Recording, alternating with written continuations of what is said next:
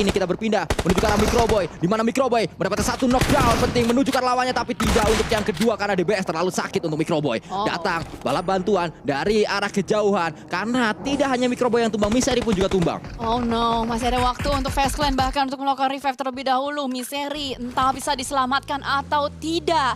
Zuxi menggunakan vehicle, dia tarik mundur. Sepertinya disengage lah yang menjadi pilihan dari seorang Zuxi dan juga Redface. Misery bakal dibiarkan bleeding out saja, ditinggalkan begitu saja. Wah, tragis banget. Si Misery balik ke lobbynya, dilemparkan nades oleh teman-teman dari Fast Clan. Ya, ini adalah keputusan yang sangat bijak sekali yang dimiliki oleh pemain PJV. Cukup dewasa pemain-pemain PJV untuk bisa melakukan hal tersebut, dibutuhkan kedewasaan. Dan tidak mengandalkan ego saja. Karena kalau kita hanya memuaskan ego kita, pasti mau nggak mau nabrak ke Fast Clan, pengen meratakan, ingin balikin keadaan. Tapi kan dengan meredam ego, dengan kita berpikir jernih, dengan berpikir lebih dewasa, PJV sadar mereka sulit untuk bisa memenangkan fight. Mereka mundur terlebih dahulu, mereka muter, dan mungkin akan ada fight nanti di late game. Itu harusnya sih memang dilakukan oleh PJV juga. Kalau misalkan mereka mau bisa mendapatkan poin-poin lebih. Karena dengan 2 player sekarang, mereka dapetin zona juga di bagian utara. Harusnya dari PJV bisa dapetin tempat nyaman. Dan bahkan Fast Clan pun kedatangan tamu baru setelah PJV. Kali ini ada Boom Esports yang sudah mulai mengintai dari bagian kejauhan. Juga ada sebuah tapping yang dilakukan oleh seorang Razy. Bermain di bagian tebing-tebing sekitaran dari shelter. Merah bergeser menuju ke arah DBD dan juga Vampire. Kali ini fight bakal terjadi, tapi apa daya, DBD hanya menyetorkan nyawa-nyawa mereka. Ya, salah masuk kandang nampaknya DBD. Masuk ke kandang kelelawar yang memang memiliki sebuah firepower sangat dahsyat, sangat luar biasa. Pemain-pemain dari tim Vampire ini, Tonic kita tahu bagaimana kecerdasan dia untuk bisa melakukan sebuah clutch. Keunggulan dia dari segi empower, lalu tidak hanya Tonic, Nuzi pun ada di tim ini. Sehingga kalau ada yang datang tidak sampai 10 detik sudah rata. Oh, emang mengerikan sih. Ini bagaimana mereka menjaga rumah 2 lantai. Ini benar-benar kokoh banget juga, dan bahkan dari Boom masih ngotot aja di bagian pinggiran tebing-tebing dari shelter. Mereka sudah spread out, mereka ngandangin satu tim di depan sana yang berwarna hijau. Itu Fast Clan ya. Juga kamera masih fokus dengan Genesis. Lempar ke arah bagian depan tidak membuat lawannya getar. Happy birthday to you, Kenny bisa berhasil untuk mendapatkan 1 last man standing dari Yudo Lions. Kali ini akan melakukan clutch juga 1v1 situation, agak panik nampaknya tadi belum diganti scope-nya. Dan kali ini reload kembali dilakukan. Master Ichi-san. Ichi-san lagi. Ichi-ni-san maksudnya. Tidak jadi. Tadi mau hitung 1, 2, 3. Ya, karena kan 1 langsung 3. Itu banyak terjadi juga di mana-mana. Skor 1-3. Oh, siapa memang? Ada lah pasti kalau dicari mah. Bergerak pasti saat ini seorang Master Ichi mengharapkan mampu mendapatkan pemain dari Yudo yang memang sudah dari tadi sudah diketahui di mana posisinya, tapi sangat licin sekali seorang Kenny. Bahkan Kenny justru yang melakukan sebuah clutch. Ada taunting juga yang ditujukan oleh Kenny menuju ke arah GE. Kenny, nama baru di Yudo Alliance ternyata bisa ngangkat tim dari Yudo Alliance dan memperpanjang nyawa mereka bermain di Erangel. Tapi what happened PJV? Tiba-tiba udah pulang ke lobby, tidak membawa pulang poin sama sekali. Sepertinya mereka terbantai oleh RRQ. Karena tadi kita melihat dari Elimination Feast, pertemuan dengan RRQ terjadi juga. Dan bahkan dari Voin harus berhadapan dengan Sam9, tim yang lagi garang-garangnya di 2 match awal. PBE dibuat kesulitan dengan tembakan demi tembakan dari tim RRQ. PBE pulang mereka tanpa adanya poin. Dan RRQ udah membawa pulang 7 poin. Dia bantai 2 tim secara langsung. Sementara kita fokus kembali juga dengan Voin. Lapar 7 di sini. Masih terpantau di depan sana, tapi ternyata ada backstep yang terjadi. Terlalu aware dengan bagian depan, tidak aware dengan bagian belakang juga. Langsung ditarik maju seorang Alpha 7. Ya, Alpha berlari-lari dia. Ini adalah tempat yang tadi, atau ini adalah hal yang tadi sempat kita diskusikan, Cijal, kemanakah Voin akan bergerak. Karena Voin diuntungkan dari segi drop zone dan zonanya mendekat ke drop zone mereka. Tapi kok Voin setelah zonanya dekat, mereka tetap di situ aja. Nggak pindah seperti tim-tim lain yang harusnya mereka punya waktu untuk lebih cepat ke area tengah. Kayaknya emang tujuannya itu sih. Ada pemotongan yang pengen mereka lakukan gitu loh. Dari sekitaran Milka. Jadi emang ditahan terus ya. Kayaknya. Karena sebenarnya kalau Voin mau ke tengah, mereka sangat leluasa dari tadi loh. Nah itu dia, mungkin ada beberapa pilihan-pilihan lah dari IGL-nya juga di dalam Voin itu sendiri. Tapi tembak ke arah bagian depan berhasil untuk mendapatkan 1 player dipulangkan. Sam9 harus kehilangan satu punggawanya kembali, tapi Lapar 7 perlu diselamatkan. Sama halnya juga dengan Kenan, karena Alter Ego diam-diam menembak dari bagian kejauhan juga. Tenang-tenang, jangan panik untuk seorang Alpha, masih ada sebuah low ground yang bisa dimanfaatkan. Ya, Alter Ego memiliki seorang Rosemary tadi yang nampaknya menjadi mimpi buruk untuk main Void dengan M16-nya. Kali 3 Rosemary mampu memberikan damage terus-terusan ke arah defensive Void. Bahkan Void sudah bergerak dengan 2 bagi yang mereka miliki.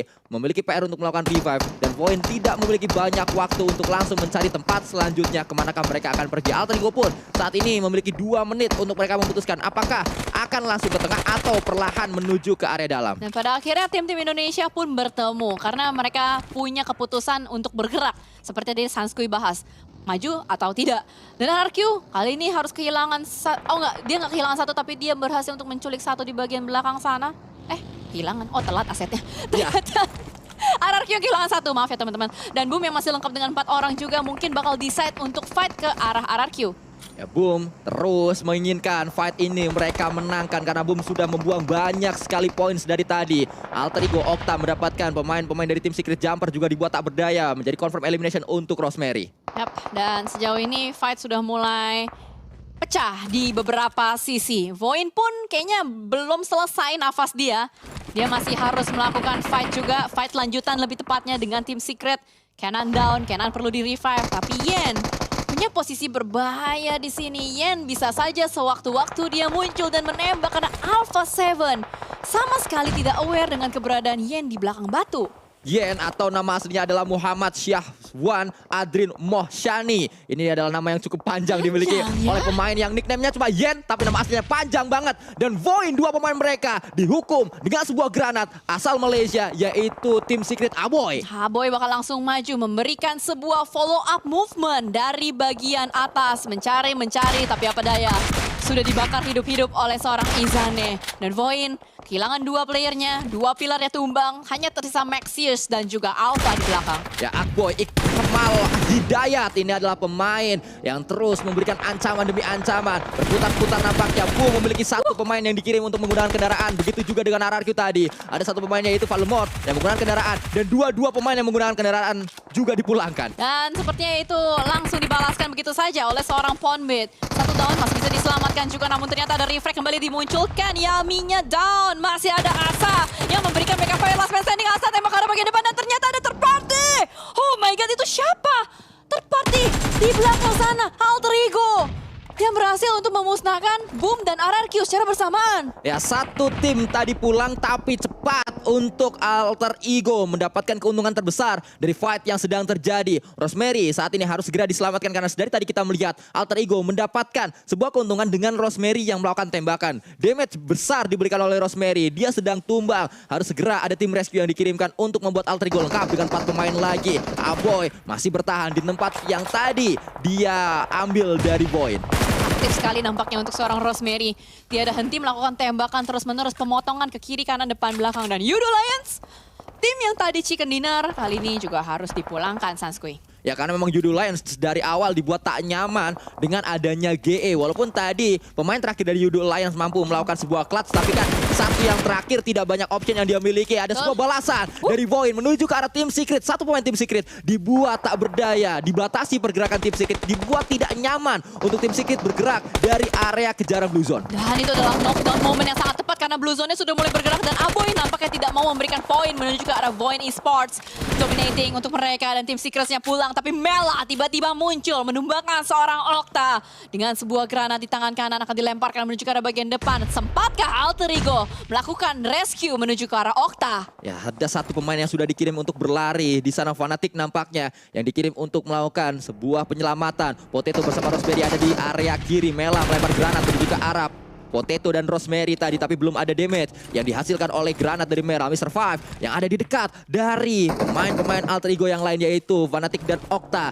Bergerak dia dengan sebuah kup RB mundur terlebih dahulu, menjemput rekan-rekannya mungkin untuk bisa langsung melakukan pergerakan menuju ke arah lain. Wah, ini menarik sih. Dia tarik mundur dulu, disengage sebentar saja, dan entah setup apa yang akan direncanakan oleh Face Clan.